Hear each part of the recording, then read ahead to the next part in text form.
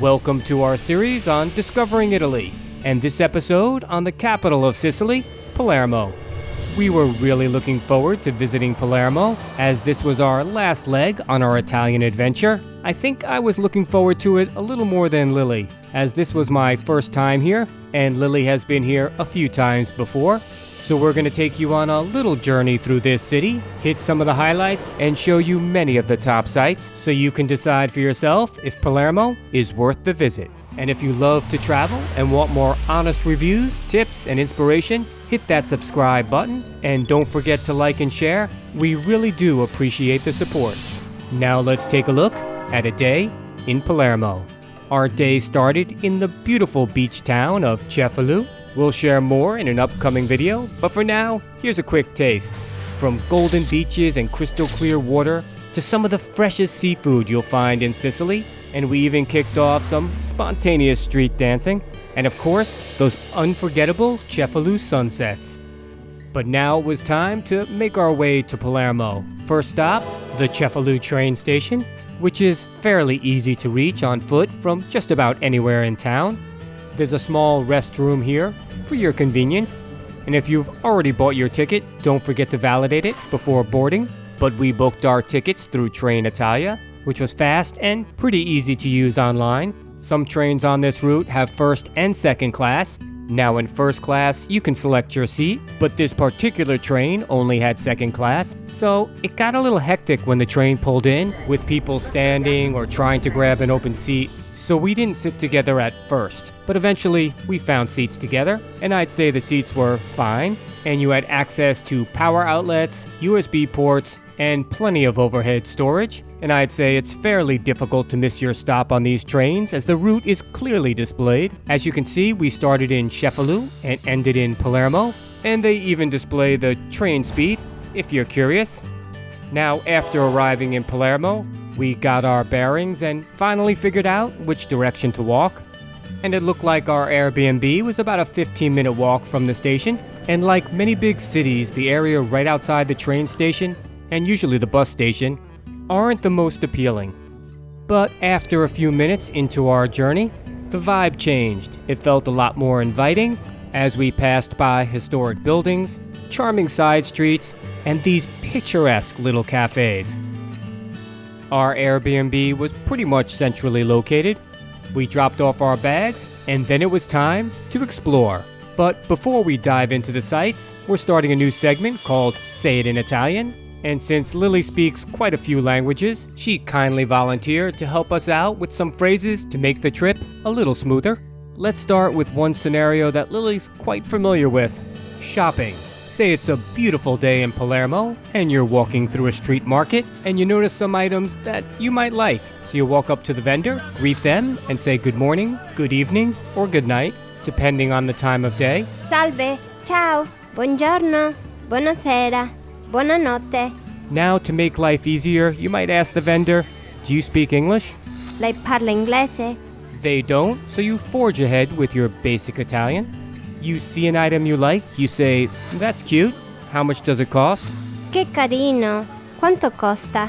You're not really loving the price, so you try to haggle a little bit and say, that's too much. Troppo caro. You finally agree on a price, you say, that's fine. Va bene. Now that you finish shopping, it's time to eat. You walk up to a busy restaurant, you say, excuse me, table for two, please. Scusi, tavolo per due, per favore. Now you take your seat, and you're a little thirsty, so you might ask for a glass of wine or a beer. Posso avere un bicchiere di vino? Posso avere una birra? And at the end of your meal, you want to ask for the check. Il conto, per favore. And as you're leaving, you say, have a nice day. Buona giornata. Okay, now that we picked up a few useful phrases, thanks Lily, let's walk around the city and try putting them to use.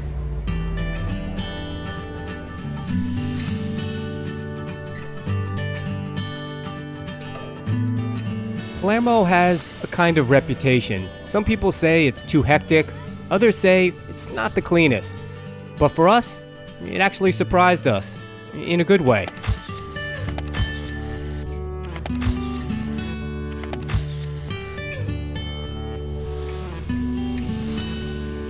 Now, we kind of just wandered around the city without much of a plan, through historic theaters, grand churches, and colorful piazzas. And sometimes that's really the best way to see a city, especially if you only have one day, like we did. No stress, no pressure, just relax, walk around, see the sights, and soak up everything Palermo has to offer. Now, we didn't go inside every site, but the ones we did were well worth it.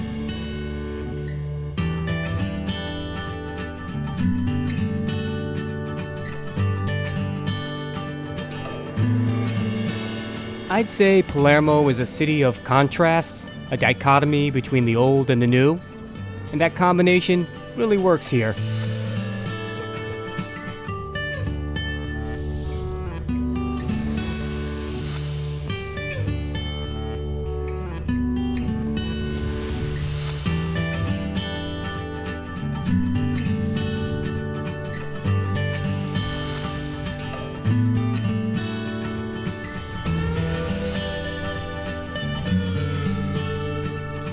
One thing that's really nice about Palermo is how walkable it is, especially when you're out seeing the sights. The city center is pretty flat for the most part, which makes getting around the city fairly easy. Okay, there are a few stairs here and there, but nothing crazy. Plus, there's usually something interesting around every corner. But after all that walking, it was time to do what you should do in Sicily: eat, Sicilian style. So after walking around for a while, we found this restaurant tucked along this lovely side street. It was a mix of locals and tourists. Okay, maybe a little more touristy this day, but still a beautiful spot. They had some indoor seating, a classic Italian design, some interesting artwork, and even the bathroom had that old school Italian flair. Now, since it was such a beautiful evening, we decided to sit outside and soak in the atmosphere. And they had a nice variety of local options to choose from. Now, as far as the menu, you could browse it old school or just scan it online, whichever's easier for you. We started our meal the way you should start your meal in Sicily, with a local bottle of wine, and it really hit the spot. Lily ordered the squid ink pasta, which she said was absolutely delicious. And since this was my last night in Sicily, I went all in, full pizza with anchovies. So I'm ready for the Sicilian Pizza Challenge and see if I can finish the whole thing.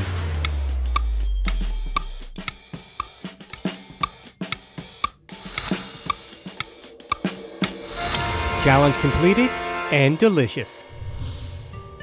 After dinner, we wandered the streets one last time, and the city really was alive. Cafes filled with people laughing, eating, really enjoying the night.